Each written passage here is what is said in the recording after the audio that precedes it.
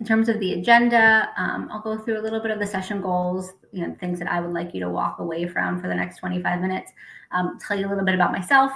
You can ask me any questions about sort of my trajectory. Then I have a few things I think that you should ask yourself when you're contemplating whether or not people leadership is right for you. We'll go through some tips to help build your leadership skills, and then some steps and things you should do if you know this is like the right step for you. So in terms, what's going on? In terms of goals for this session, again, I want you to walk away with a list of things to consider when deciding to pursue a manager role, some helpful tips to build and highlight your leadership skills, and some clear steps you can take when you know that you want to move forward as a people leader. And a little bit about me, what kind of makes me qualified to speak on this subject. I have been a people leader for over 10 years. I have worked and managed teams at larger companies like Disney and eBay. I've also done and built teams at more of a startup environment, both pre and post IPO. My coaching certification is from NYU, and I have my BA from Penn State and my MA from the University of Southern California. I'm certainly not here to tell you that I have been the best people manager or the best manager or I have made zero mistakes. That is not the case at all. I have made lots of mistakes over the last 10 years.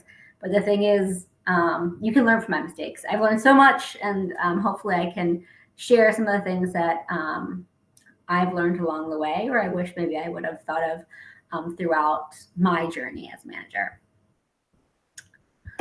Now, a few manager facts just to get us started and kind of lay the groundwork of why I think this is an important conversation to have and really an important thing to think about before you sort of jump into people management. I am of the mindset that being a manager is such an important job.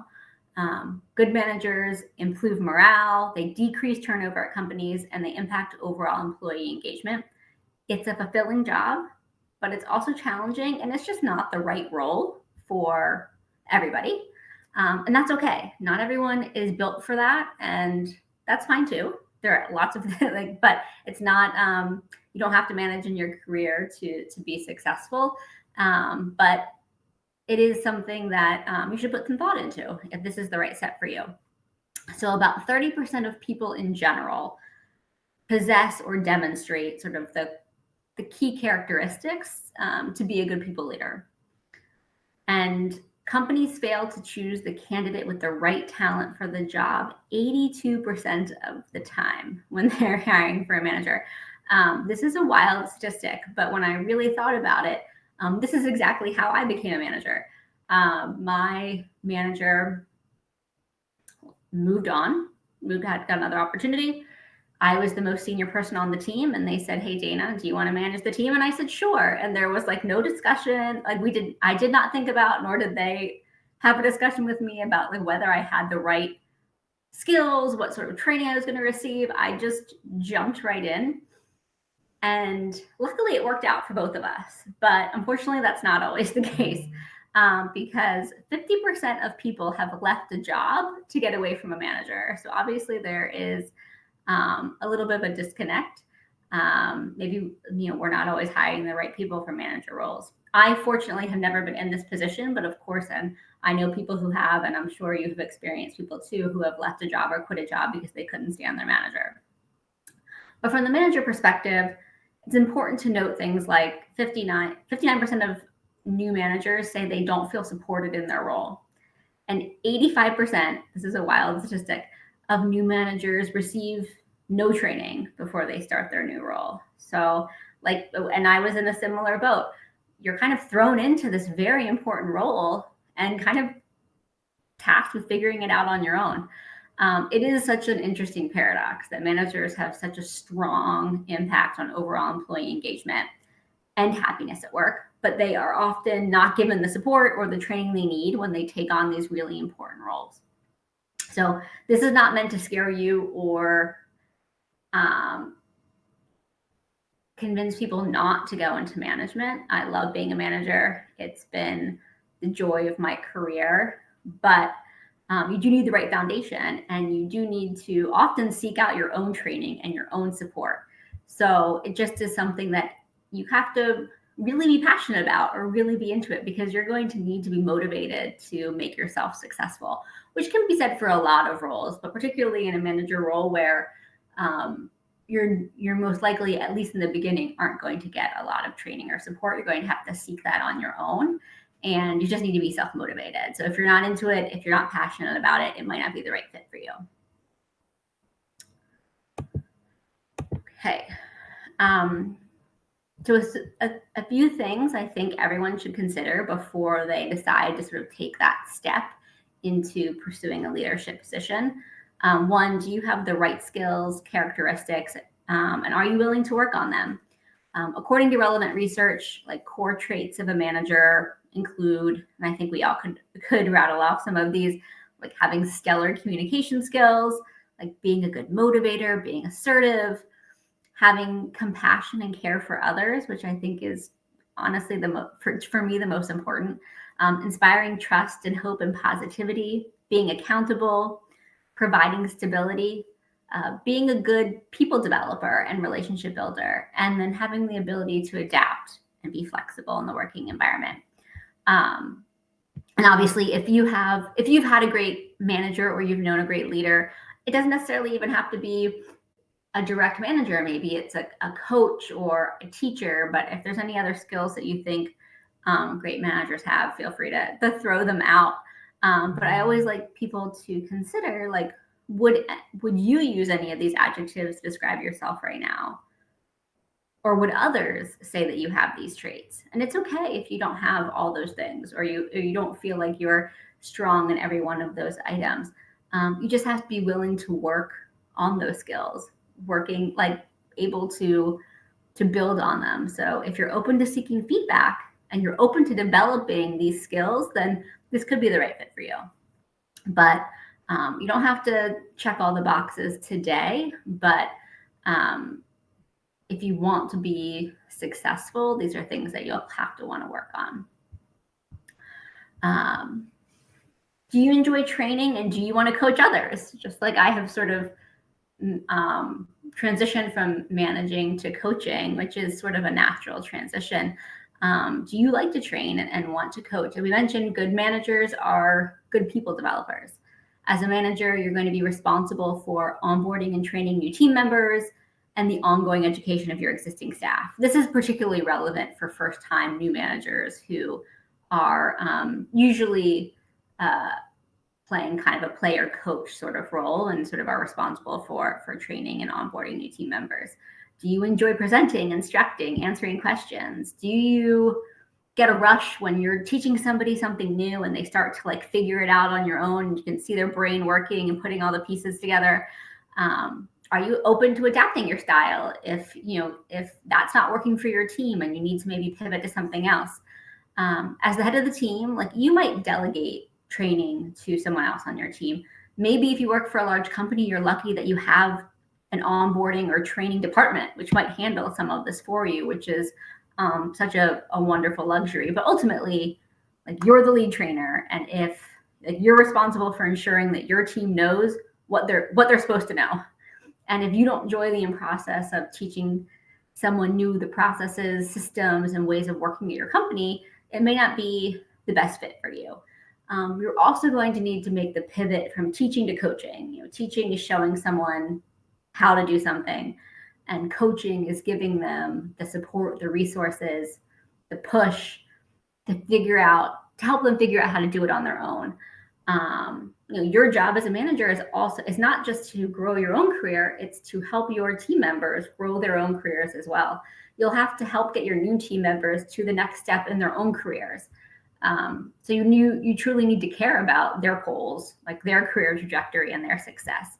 Now, as a new manager, you're typically focused more on training, and the coaching skills you will develop over time. So again, I mentioned this previously, you just need to be open to learning new things. Being an effective coach just takes time, and you can get there. I just have to be willing to put in the effort. Often that happens as you grow in your own sort of managerial career. My first time as a manager, I was managing, I think, 3 people relatively new in their career. Moving up to, my last role as a manager, I was managing people that were 10 years into their career I was managing managers. And in those conversations and those career paths, they don't need me to show them how to do their job. They know how to do their job. I might not know how to do their job at that point. They might need to teach me a few things, but my job then is to help coach them to get where they need to go. They don't need me to teach them anything. They need me to help them find their path forward. And that usually comes with experience. And that's something that I've learned over a decade of doing this.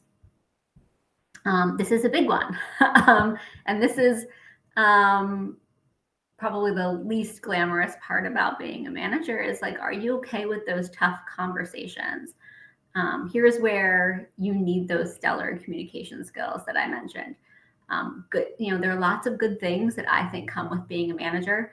More responsibility, more input in decision making, more autonomy, hopefully more money. But that responsibility also means that like you take ownership when things get tough. And this often presents itself when you have to have difficult conversations, whether it's giving the team disappointing updates about resources or a less than expected bonus.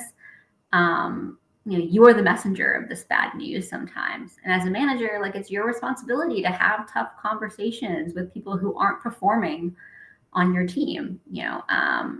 You may also have to lay people off. You may have to fire someone. Obviously, your HR team and your manager should be helping you and coaching you through some of these conversations that you have to have if these conversations are difficult. But you're going to be the face of this messaging.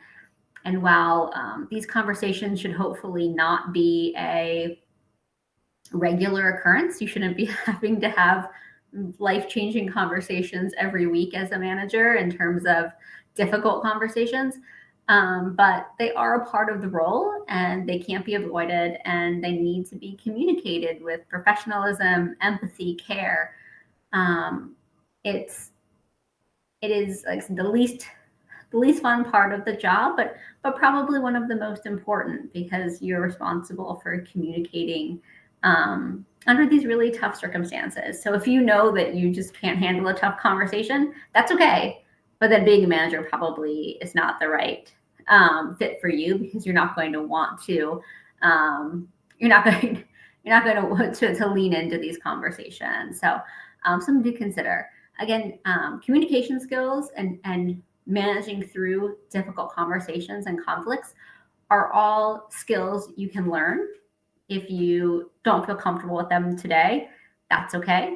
I know the first time I had to have some of these difficult conversations, I was able to role play with different individuals in our HR team. I was able to speak to my mentors about how they approach these conversations. So it's okay if you haven't experienced these tough conversations, or if you haven't had the opportunity to have them. But again, you have to be willing to learn and take the time. And I took a whole course in grad school about having difficult conversations. So the training is out there. Just need to seek it out. Another thing to think about, like, are you emotionally ready? Like, as a manager, sometimes you're going to feel like a therapist, a parent, an advocate, a best friend, a reality check. You're all of these things, but all of this is to say that being a manager is someone that truly cares about the people on their team, like how they're doing as a person and not just as a professional, with the ability to like be their biggest cheerleader, but also be, that also providing that critical feedback that may be tough to hear, and your job is to do both. I mentioned it earlier, but the greatest joy of my career has been like seeing those that I've managed like thrive in their own lives. And that could be thriving like on my team that could be thriving on a different team at the company that we wanted to move them to. It could be thriving in a different company. It could be leaving. I've had individuals leave the industry altogether and like open a Pilates studio, and they're so happy, and I'm so happy to see that. And just knowing that like my support had just a small fraction, tiny bit of influence on them and their happiness is like, I don't know. It's why I like love managing others. It's why I love doing what I do. But it is an emotional weight. Like you feel the highs, which is amazing, but you also feel the lows with your team too.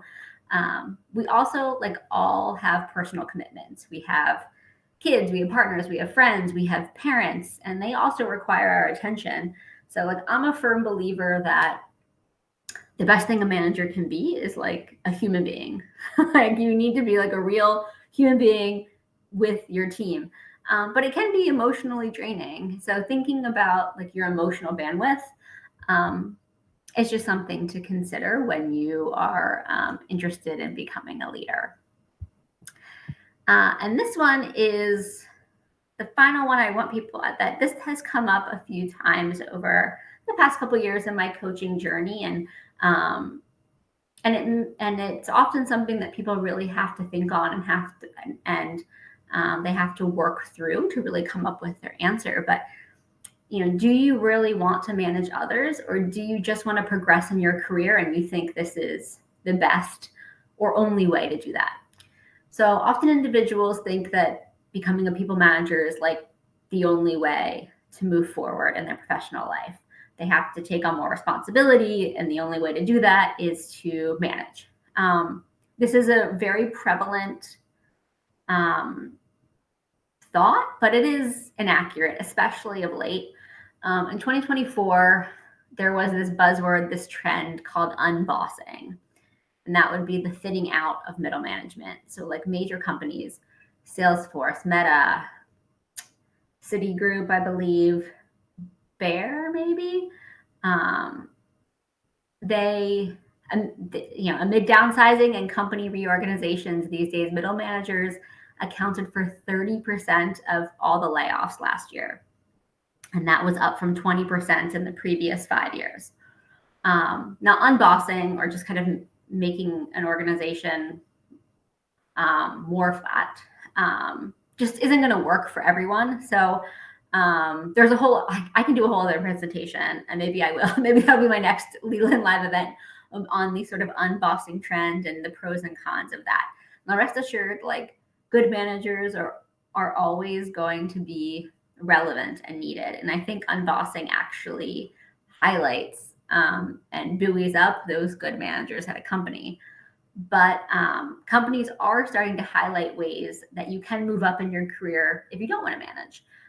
Shopify is a really great example of this. They sort of rolled out over the last couple of years kind of parallel paths to leadership, like kind of leadership and executive level at their company. And one of them includes people management, and the other parallel path includes more ownership over a process, a product, something along those lines, but doesn't include management. So companies are starting to focus on ways that individuals can take on more responsibility, can become leaders of the company without necessarily managing others. So again, just something to consider. And I don't think this is something that people can, so I think take some time to think through all of your reasons why you might want to become a manager.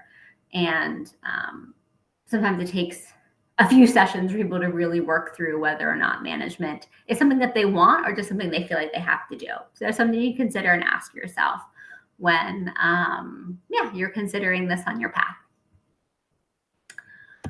All right. Where did my presentation go? Here it is. All right. So we're going to talk about some tips to build and highlight your leadership skills. So whether you know people management is your path, or whether you're just interested in working on your leadership skills, which are necessary for growing at a company, regardless of whether or not you're on the management track. Here's a couple of skills and things that I think you should be doing to sort of highlight those or build those. This is my favorite, and speak up in meetings. Your perspective matters, and as a leader, you're going to be expected to bring your ideas to the table. So share what you're thinking with others. How does this meeting agenda apply to you? Prepare your thoughts in advance. If you're going to a meeting and there's going to be a lot of people there, and you know that maybe you're not going to feel 100% comfortable speaking in the moment, prepare your thoughts in advance, and that way you'll be ready to sort of speak on them in the moment. This also applies to emails. If you are lucky enough that you don't have a meeting, that the meeting is an email, and you were CC'd on an email about a new product launch or a company initiative, don't be afraid to reply and share your thoughts, ask questions, or even just send a congratulatory note. I guarantee it's sort of corporate manifestation. If you start sharing consistently, responding to those emails, speaking up in meetings, if you start doing that, people are going to start proactively coming to you for your thoughts and your feedback. Just a really great way to sort of build your own brand at a company. And like I said, most importantly, you're a part of the team. Your perspective matters, whether or not you manage others. So just make sure you're speaking your mind. Number 2, volunteer for a special project. Is your company working on something new, a different workflow, trying out a different software? Raise your hand. Offer to participate in any testing groups. You'll get the opportunity to share how this potential new endeavor impacts your team. And you'll also showcase your ability to adapt to a changing workplace. Mentioned flexibility is a great leadership characteristic, or a characteristic of a good people manager. And this shows that you're able to change and sort of roll with all of the changes that happen in a company. Participate in a company group or program. Many companies offer an opportunity to join groups or organizations outside of your day-to-day team. These may be groups or events focused on company culture or different hobbies and interests. I used to volunteer at a toy show that eBay held in New York City. Wasn't my department, but they asked for volunteers, and it was a great way for me to meet people in other departments that I didn't normally get to interact with. It also was a great way for me to meet some eBay sellers and eBay customers in person. So was just a wonderful opportunity. So you'll make, like I did, you'll make meaningful connections across different levels and departments. You're going to show your commitment to the company, and perhaps have some fun, make some friends too. Disney was very big on this as well. I know I didn't join, it was too early in the morning, but the person who sat beside me was on the Disney rowing team. So there's just all these larger companies in particular, but also my startups also had ski trips and rock climbing hangouts. It doesn't matter the size of the company. There's all these different ways to meet and connect with other people, and it's a great way to grow your network too. Offer to onboard new team members. This is a great way to build your training skills and demonstrate how well you know your internal process. It will establish you as a go-to resource for at least one person on the team who sees you as their main trainer, and it gives the opportunity for your manager to delegate an important task to you. You also can ask to be included in the interview process for new hires. I love this one as well. This is a great way to build your own interview skills, and then also gives you the opportunity to provide your feedback about potential new members of the team. Another important one, look for industry groups and events outside of work. I know we all work long hours, and sometimes we feel like we don't have a lot of time outside of work, but this is a really great way to build your network. You can be an industry thought leader without being a manager. I mentioned it before, your experience, your POV matters. What challenges is your industry facing? What new systems or products or platforms are people buzzing about? Being passionate about your industry shows you care about the work that you're doing and that you're invested in the future. You'll also get to meet other people. You're going to grow your network. It's just a great way to, kind of, again, build your personal brand, and, highlight that you really are working on your management and leadership skills. All right. Now, if you are 100% sure that, and I apologize, we are running out of time, but I'll go through this quickly, but this is important. Steps to take when you know that it's right for you. Number one, make your intentions known. You should be talking to your manager regularly about your professional development. If you have a scheduled review or a standard one-on-one on the calendar, make sure you're setting aside time to talk about your interest in becoming a people leader. You can discuss what opportunities may be available, what skills you want to develop.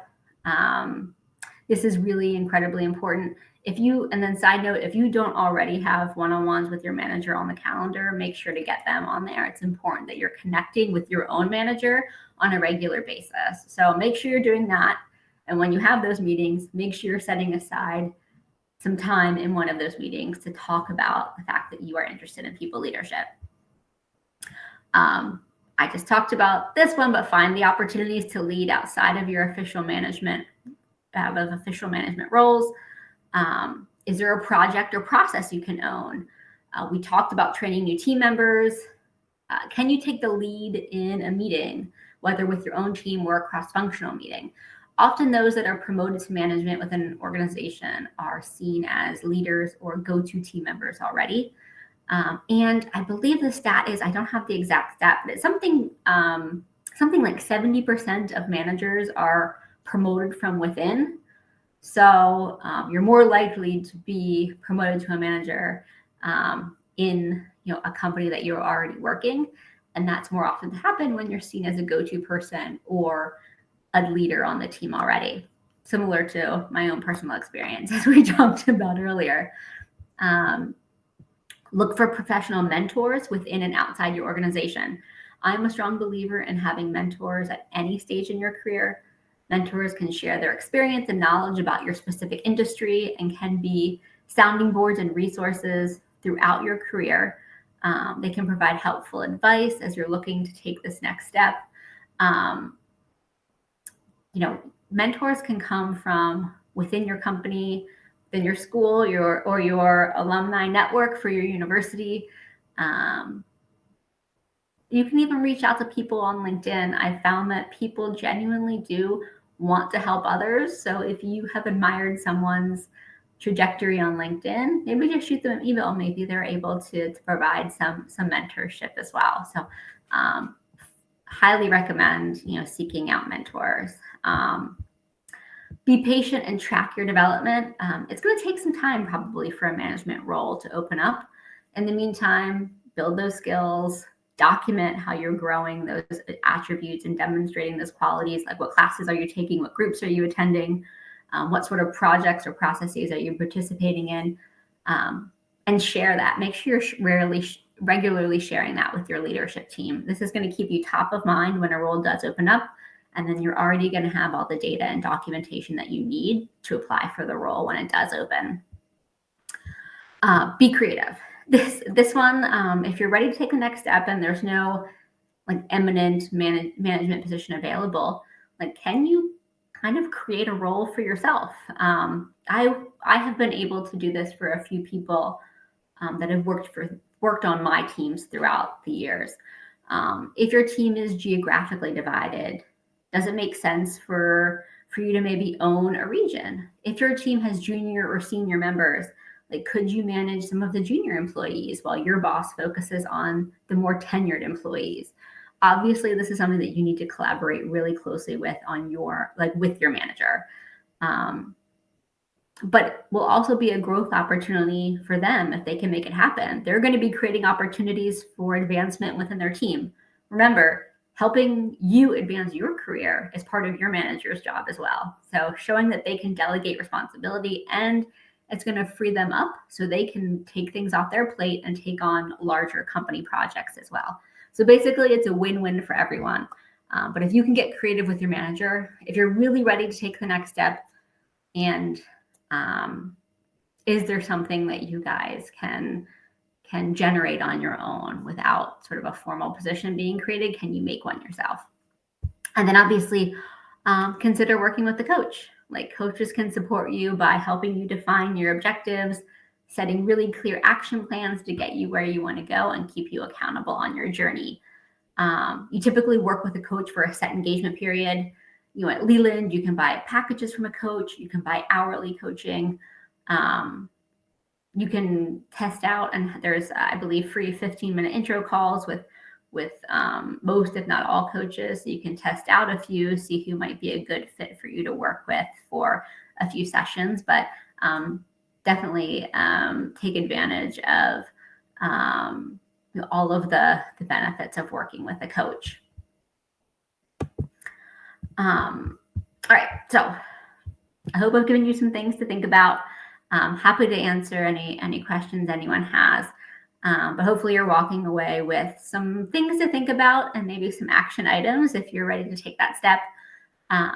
Feel free to book a free intro call with me. If you scan this QR code, this will take you to, I believe, my coaching page. I'll also send out a link. And if you do want to purchase any coaching hours with me, there's a 20% off code between now and the end of the month for purchases of 2 or more hours of coaching. So again, I'll send this out afterwards. So don't feel free like you have to jot something down. But again, I really thank you for joining. I see if a couple of people hopped on. Are there any? I know I'm over. Apologies, very long-winded. I'm just like really passionate about this topic. I feel like I mentioned in the beginning, but I just think managers are, and it's proven, managers are so important to overall employee happiness and effectiveness ultimately. And I just feel I have so much empathy for new managers because they're usually not given the support that they need. So as a coach, I like to provide as much as I can. So again, I'm a little long-winded because I'm just really passionate about the topic. But if there's anything I can answer for you, feel free to drop it in the chat or ask. If not, feel free to set up an intro call with me. I'm happy to chat with you as well about maybe your specific goals or specific needs. Any questions? I mean, I appreciate everyone joining if you're on the East Coast, it's on later on a Thursday. But thank you everybody for your time.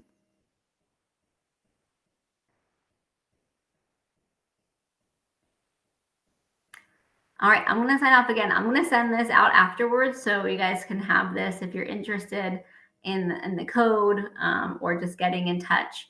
And feel free to set up a 15-minute intro call with me if you have something specific that you want to ask. I'm always there to support. So thank you so much for joining. And if it's not me, maybe I can point you to someone else on Leland. There's over 1,000 coaches on Leland with